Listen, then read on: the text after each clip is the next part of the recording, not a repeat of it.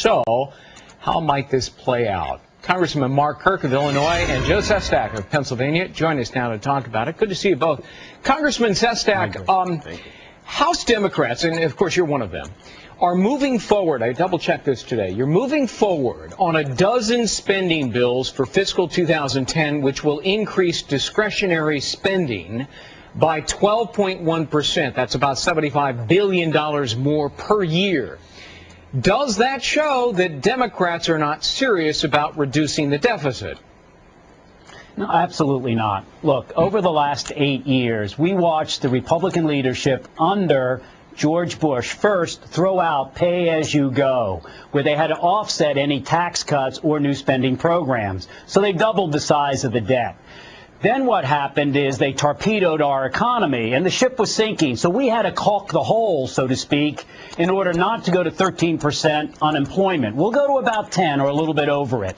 Now what we have to do, and I do wish the administration had done a better job this year, is not only set the stage, but begin to address, which I wish the Bush administration had done, is our national debt. We have to address the entitlement spending. But if we had not taken this action this year, we actually would have been much more cratering in our economy and had to do much more to get it out. So I'm glad we did what we've done and how we're pursuing it. Congressman Kirk, fair and balanced, tax collections relative to the economy are at their lowest level in several decades. And had the Bush tax cuts not been passed, the current deficit, according to the CBO numbers, would only be 4.7% of GDP instead of 11.2%. Do Republicans bear blame for passing tax cuts that help drive the deficit? I think a growing economy is the best way to help out the government and every family in the United States. We faced an imploding economy in 2001, and I think the response of the Congress, a bipartisan response, was a good one.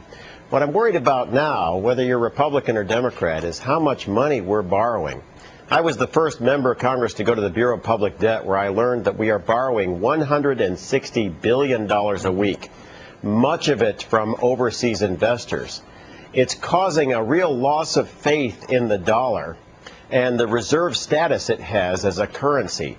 Whether you're a Republican or Democrat, the first thing you should probably do is stop spending so much in Washington now, because this is concerning everyone, both here in the United States and overseas. Congressman Sestak, I want to talk about spending a bit more. Federal spending, as you likely know, growing 6 times faster than inflation, yet the president's budget, the forecast he has given us, predicts that the deficit will fall in future years, in part because discretionary spending will grow at less than the rate of inflation. I mean, come on. Is that budget forecast, well, misleading at best and grossly inaccurate at worst?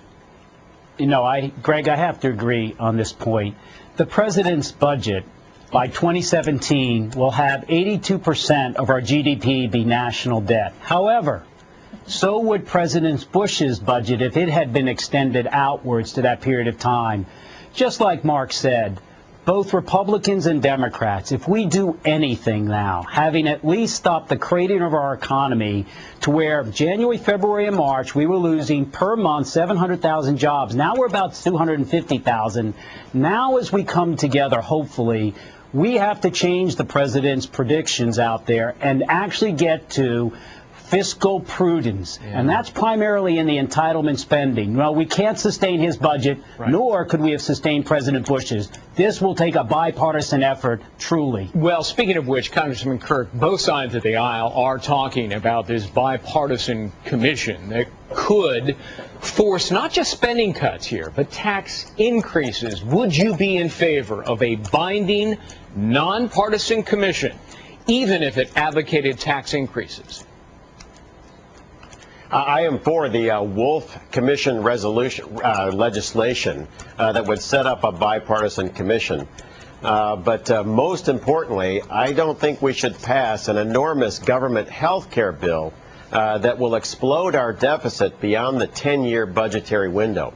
It raises taxes by $700 billion, and that will cause job losses. It also has tremendous Medicare cuts that Congress will then reverse. causing us to raise our deficit even further. When you have two major entitlement programs, Medicare and Social Security, already in the red, you should not create an entirely new entitlement program. That just makes the long-term budget problem worse. Yeah. Congressman Sestak, I want you to respond to that, and we'll have to call it quits after that. Yes. Absolutely. No, Mark is very misleading right there. As everybody knows, the Congressional Budget Office says that over the next 10 years, the House health care bill actually reduces the overall debt by $110 billion. We had the courage, unlike the Republicans over the last 8 years, to find the revenues because they gave 53% of their tax cuts to the top 1%, the multimillionaires. We said, wait a moment, we'll take a little bit of that back with the courage, and actually gave a balanced, deficit-neutral health care bill. No. What we've done here is begin to get free competition out there in the marketplace. Did you separate the expensive part of it to a separate bill, though, that'll be voted on separately? No, what that is just like last year and the year before and the last 4 years, Medicare, which was going to go bankrupt in 2017, we've kept it soft in 2022. And what happened is that 21% doctor's cut, we are separating that out just like the year before, the year before, and the year before. That's part of why, Mark, you and I have to work together, I believe, like Greg points out, to get to this entitlement spending in the overall approach to national debt. Gentlemen, good to see you both. I'm afraid we're out of time. Congressman Joe Sestak, Congressman Mark Kirk, please come back. Thank you. Thanks for having us, Greg.